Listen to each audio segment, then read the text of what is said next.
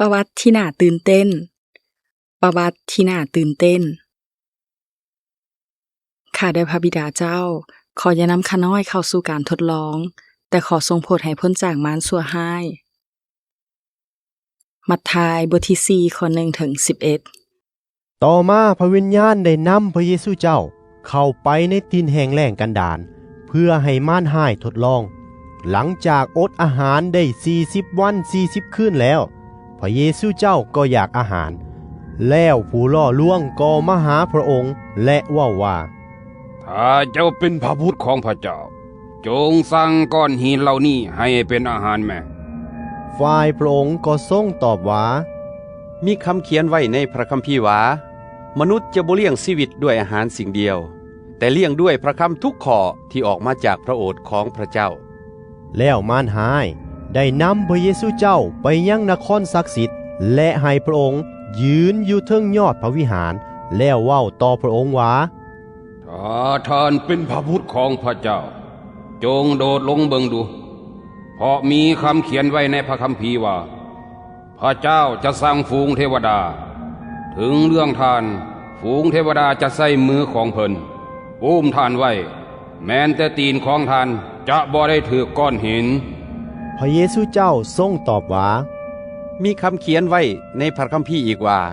อย่าทดลององค์พระผู้เป็นเจ้าพระเจ้าของเจ้า อีกเทื่อหนึ่งมารหายก็พาพระเยซูเจ้าขึ้นไปเทิงยอดผู้ที่สูงสุดแห่งหนึ่ง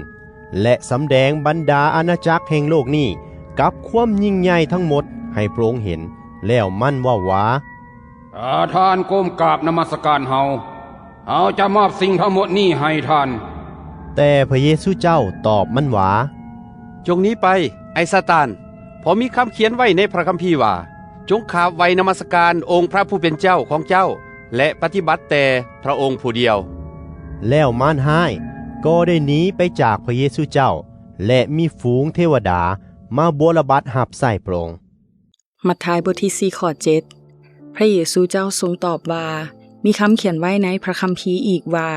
อย่าทดลององค์พระผู้เป็นเจ้าพระเจ้าของเจ้า สำรวจและตึกตอง เหตุการณ์นี้สำคัญหลายต่อการทำความเข้าใจว่าพระเยซูเจ้าแม่นผู้ใด ในฐานะพระบุตรของพระเจ้าที่ลงมาบังเกิดเป็นมนุษย์ เป็นพระเจ้าเต็มห้อยและเป็นมนุษย์เต็มห้อยในเวลาเดียวกัน ถึงจะฟังเบิ่งคือเป็นไปบ่ได้ แต่นั่นคือความอัศจรรย์ของการลงมาบังเกิดเป็นมนุษย์ แล้วเป็นไปได้บ่ที่พระเยซูจะบ่ผ่านการทดสอบ พระองค์เป็นหนึ่งเดียวกับประชาชนที่แม่น้ำจอร์แดนถูกทดลองเหมือนอย่างเฮาทุกประการ หลังจากรับบัพติศมาทันใดนั้นพระวิญญาณจงใจยู่พระองค์เข้าไปในทินแห่งแล้งกันดารเป็นบอนที่ชาวอิสราเอลเคยถูกทดสอบความเชื่อ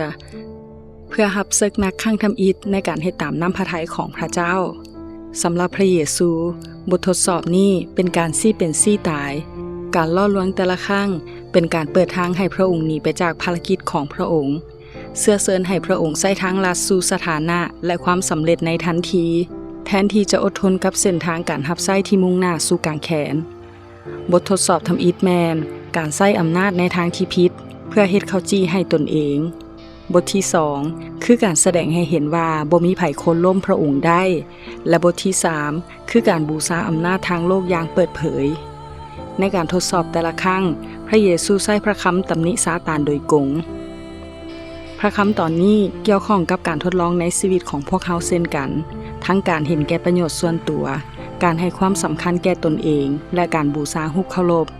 พระเยซูเอาชนะด้วยการอ้างอิงพระคัมภีร์ซึ่งเป็นหลักการสำคัญที่เฮาจำเป็นต้องใช้ในการโต้แย้งมารและเพื่อจะรู้จักตัวตนที่แท้จริงของพระเยซูเฮาต้องเข้าใจว่าถึงพระองค์จะบ่ล้มเหลวแต่เฮาบ่อาจจะคาดเดาได้เลยว่าพระองค์ได้ผ่านการต่อสู้มาหลายเท่าใดเพื่อเฮาแน่นอนว่านี่บ่แม่นจุดจบของความขัดแย้งสำหรับพระเยซูแต่เป็นการเน้นย้ำให้เฮาเห็นถึงความอัศจรรย์ของพระธรรมที่บังเกิดเป็นมนุษย์เพื่อเฮา